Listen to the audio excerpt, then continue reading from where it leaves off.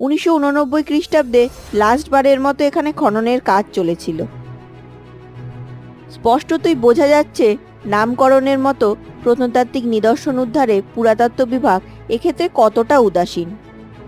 চলুন এই পুরাতন স্থাপত্য কীর্তি আপনাদের ঘুরে দেখাই, আর তার সঙ্গে আপনাদের এই জায়গার ইতিহাস ছোট্ট করে বলে নিই।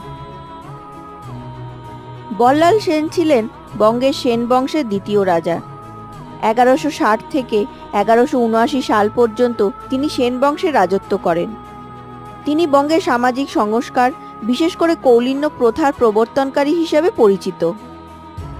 সেন বংশের রাজত্বর আগে বঙ্গে প্রায় 300 বছর ধরে বৌদ্ধ পাল বংশ রাজত্ব করেছিল, কিন্তু পরবর্তীতে সেন বংশ ছিল ব্রাহ্মণ্য ধর্ম ও বৈষ্ণব মতাদর্শে বিশ্বাসী।